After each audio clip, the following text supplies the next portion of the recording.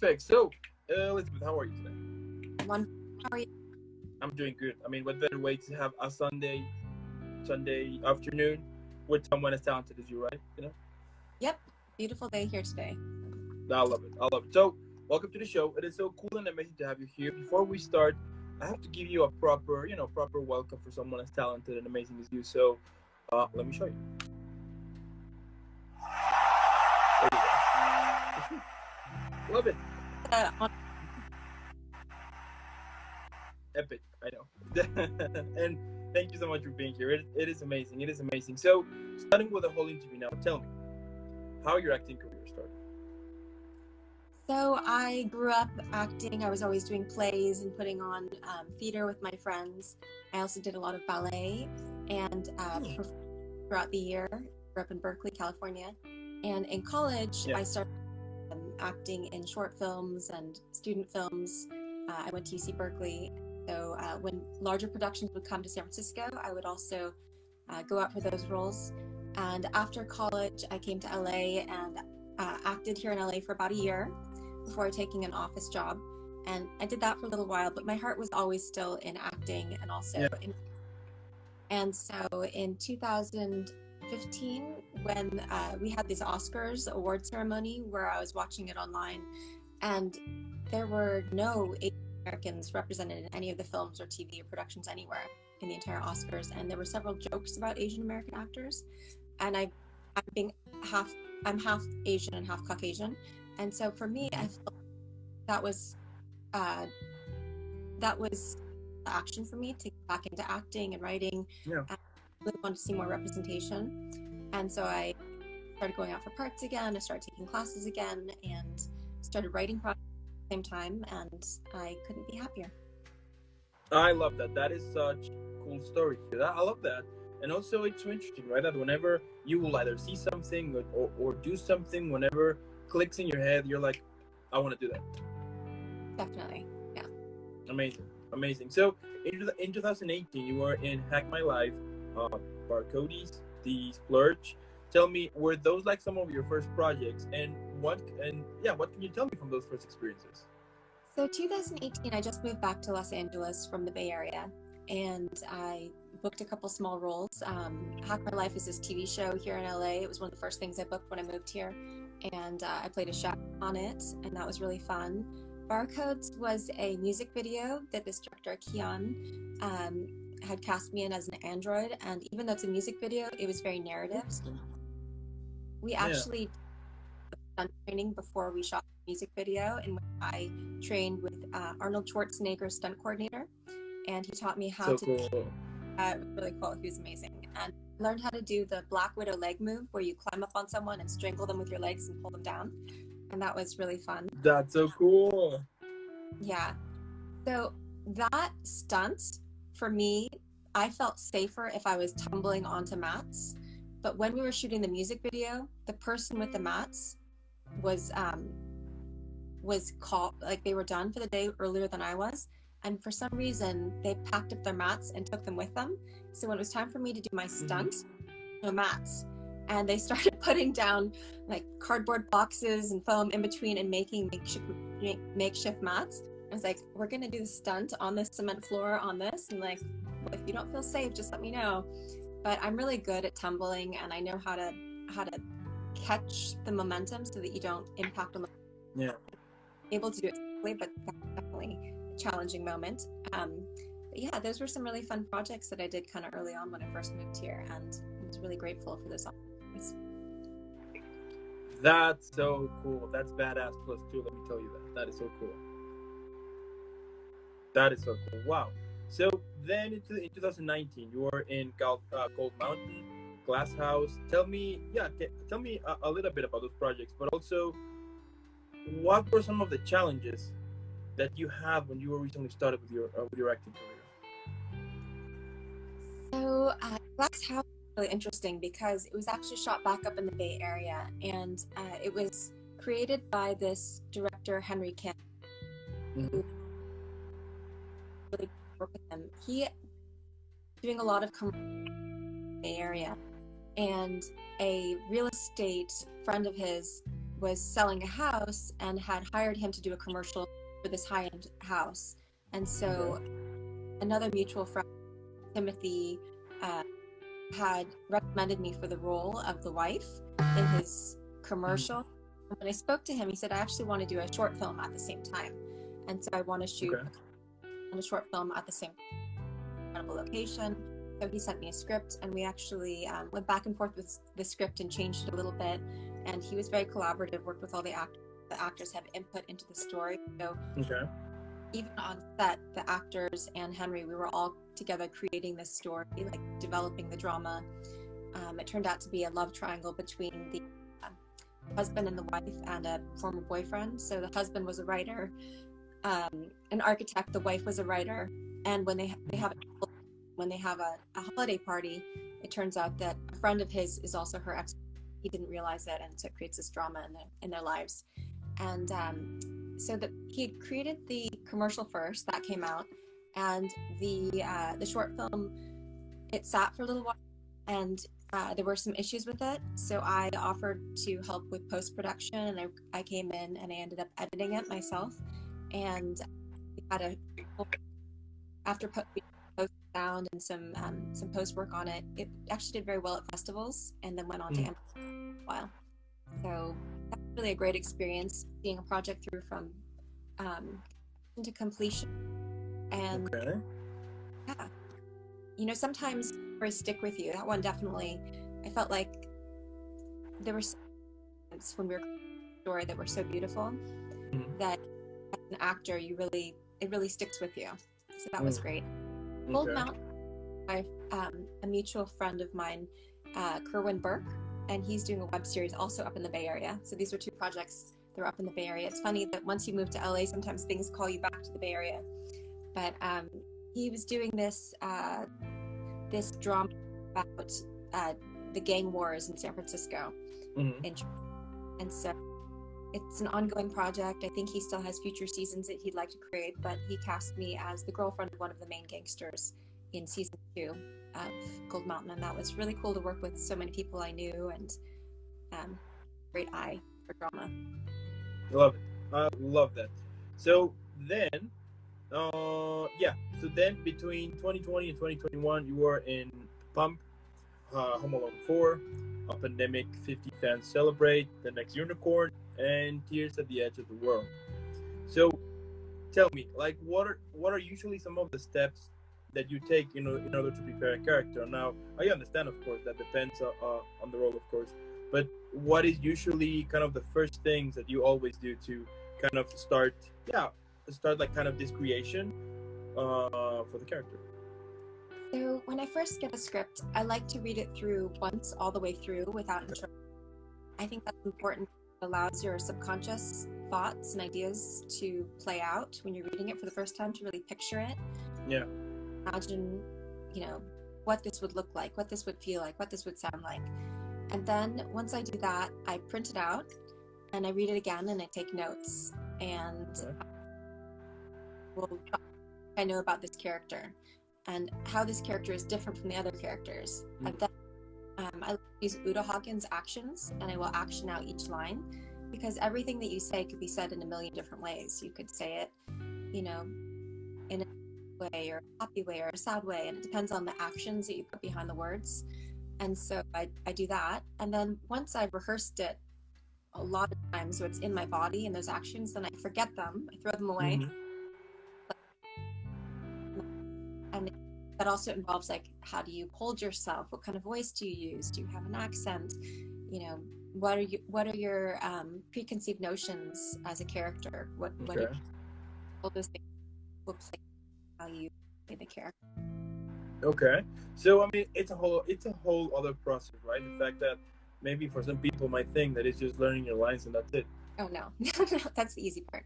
Right, that is so cool. Yeah, and it's so interesting because, for example, like on this show, I mean, everybody has like their own thing. Some of them would only focus on the script first and then do some research. Others will leave the script until the end and just focusing on kind of kind of embracing the whole character itself, to kind of appropriate that personality, and then and then jump into Scrum. It's so interesting that everybody has like their own thing, and it works.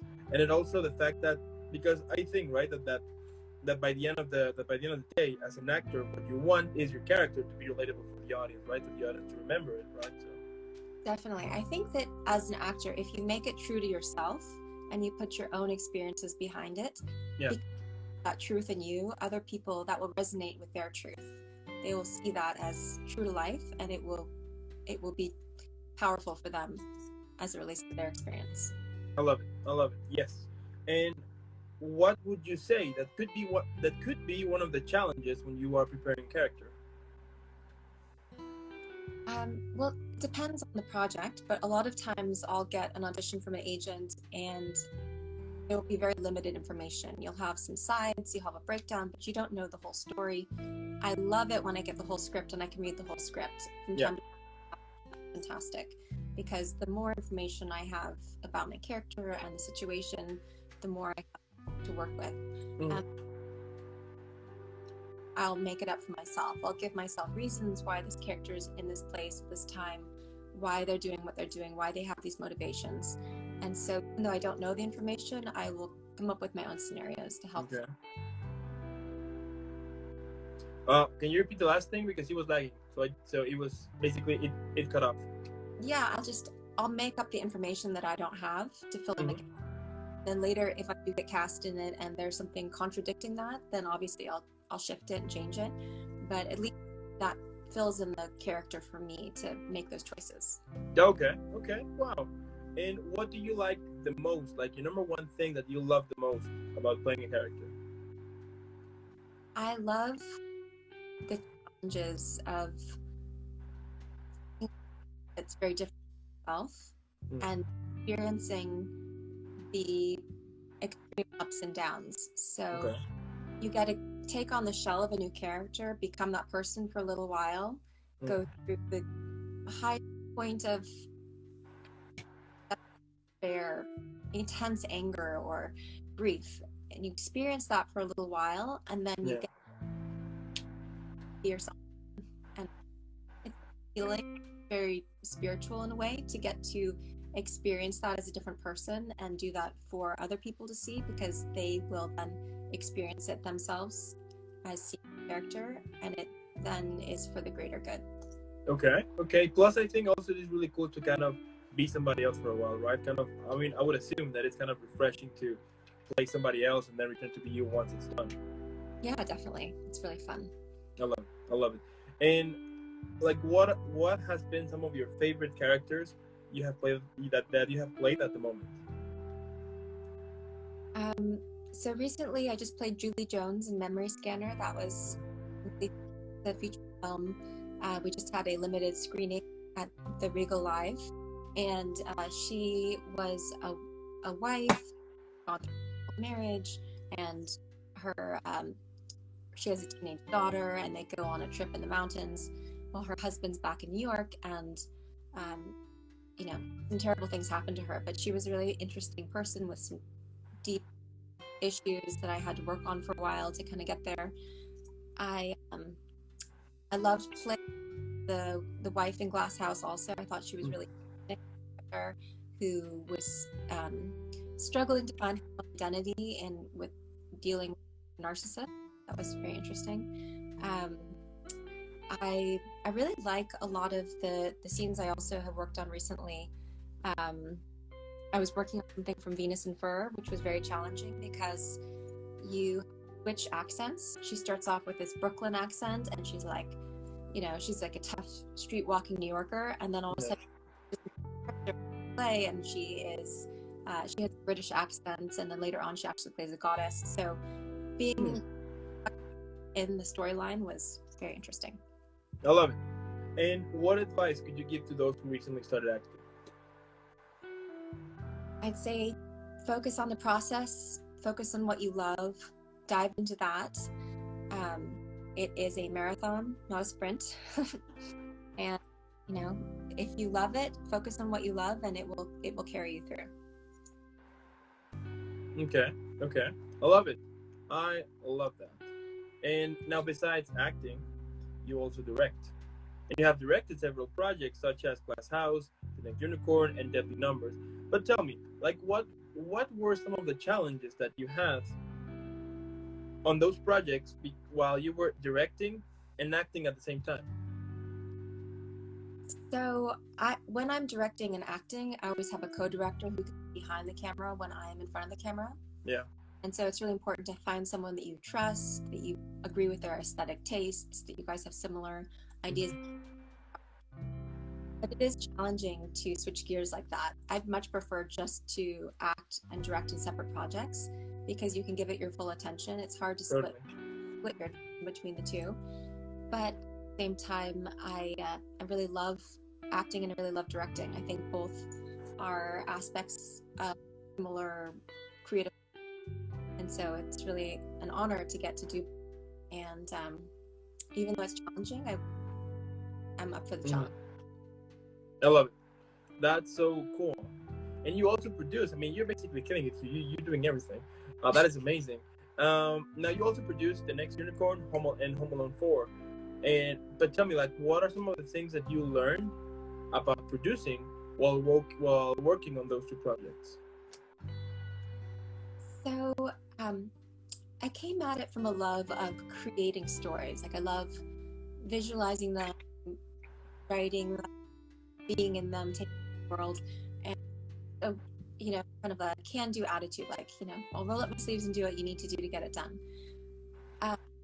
After producing a few projects, there's just a trade that you learn. There's so many little things that you don't understand until you get in there and you do it. And it also the mystery. There's more of like a nuts and bolts, it's like a job. You have to get certain things done. You have to check off your list. You have to be very detailed and make sure that you have everything that you need, because if any one thing is missing, it'll slow everything down. So it's just a process. It just takes experience and time. And for anyone who wants to do it, I would say just start and work bigger and don't be, you will figure it out as you go. Okay. Now you also wrote The Next Unicorn and Deadly Numbers. Tell me, like, how your inspiration to write those projects came from, and also how you usually get inspired to start writing. So an idea will usually come to me. With The Next Unicorn, I had just written a sci-fi novel, and I was waiting for feedback from a writer friend who I'd sent it to. And so I with a videographer who did, writing a comedy maybe. And so I just sat down at my computer and I outlined an office comedy. I thought about locations I could possibly use, and actor friends who I thought might be right for different parts. And I came up with The Next Unicorn. And so I wrote an outline for pilots, the first episode in about a week. And then I revised it the next week. And then pretty soon I had a pilot that I was pretty happy with. And, ideas they write themselves. So every once in a while you'll struggle with something and it's very hard and difficult. And that for me means that I'm barking down the wrong path. And when it's very easy to write it, when the story comes to me and it just sort of flows out of me, I feel like they're not really my ideas. The ideas are just out there. Putting them together, and I'm open to what works and what doesn't work. And so vision is very important. You write down whatever you want the first time without censoring yourself, and then clean it up, revise it until it's something that you're happy with. Okay. It was in the middle of the pandemic. Everybody was in lockdown, and a few actors and creators and producers, directors wanted to get together, and everyone was going to make one segment. And so they gave me a number, and so I wrote a short little comedy sketch which went into. Okay. Wow. All right. And at the moment, what are some of the highlight moments of your acting career? So I just was cast in this Hulu series that was shot in New Orleans, and I was there and shot that. That was awesome. It was great. Working with really fantastic cast and crew. Very exciting to go out there, and I met some wonderful people. Shooting Memory Scanner was really great because it It was very collaborative. We were all up at Lake Arrowhead for a week. Everybody was super nice, and we all got to know each other. And I really loved all the actors, creators, and filmmakers and crew. Everyone, it became kind of like a family working together. Yeah. The Next Unicorn was amazing. I had such an incredible cast and crew, such artists.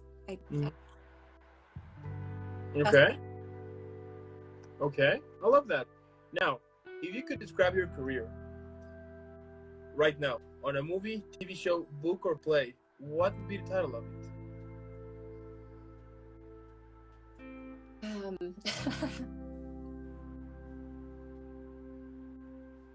It's. Why don't you come back to me on that one?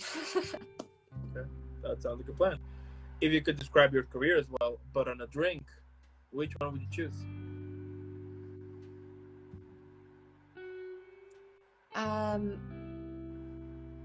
It was sour. It's a strong drink. It's slightly sour, but it's delicious, right? Okay. Yeah. Okay. So, that makes sense. Yeah. Okay. I liked it. I like that. And like my last question here is, what motivates you? You know, I mean, you're basically doing everything here, from producing to directing to writing to acting. I mean, you're killing it here. But like, what motivates you usually? Because we all have those days, right? In which, regardless of how much we have done, we just feel that it has been like a waste of time. You know, we feel that is not working the way we wanted. We just feel bad. So, what gets you out of all of those toxic thoughts and just continue pursuing what you love the most?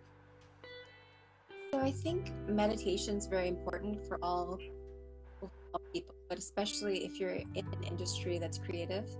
Yeah. Being aware of your own thoughts. A negative thought, I try to acknowledge it and then let it drift away. And reminding yourself, I practice gratitude several times a day, where I'll list myself all the things I'm grateful for, and that is definitely very uplifting. Trying to refocus on the things that you're happy about and the things that you enjoy and that you love to do. And whenever I get a new project to work on, I'm always and there's always something new coming around. So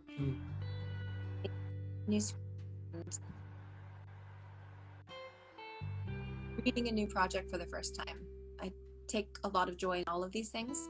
And so reminding myself how lucky and grateful I am to do this, that goes a long way. Okay. Wow. That is amazing, Elizabeth. I mean, what can I say here? Your career is super cool. As I just said, I mean, you are doing basically a lot of things, which is amazing. And I'm super sure that this year it's the start of many years to come in which you're going to be basically killing it. I mean, we're going to see you everywhere. I'm super sure that even at some point, who knows, maybe an action figure you will have. You know what I mean? Because it is so cool what you do, and it's also so inspiring. And the fact that you're doing it because you love it, you know, and that makes it more honest, and that is something that deserves a huge recognition, because it is amazing. Thank you so much. It's been such a pleasure being here today with you. I really appreciate it. Yeah, same here. As I said here, what better way to spend Sunday afternoon with someone as talented as you. And also I want to thank those who are watching this right now. Thank you so much. If you're watching this later, also thank you, or YouTube, or listening on Spotify or Apple Music. Make sure that you follow Elizabeth in all social media. You know, if you are already following her, fantastic. So now just leave a million likes, you know, spread the word. Make sure that everybody knows about Elizabeth. Let's make her trendy right now. And Elizabeth, again, thank you so much. I can't wait to see more of your awesome work. Please let me know. And before I send you off, I need to send you off properly. So here we go again. There you go. Interviews with talented people that are very inspiring. Thank you so much for having me. Yeah, thank you as well. And keep having an amazing rest of the Sunday, an amazing upcoming week, and just keep killing it, because you're doing amazing. Thank you. Have a happy Sunday. You too. Talk to you later. Bye.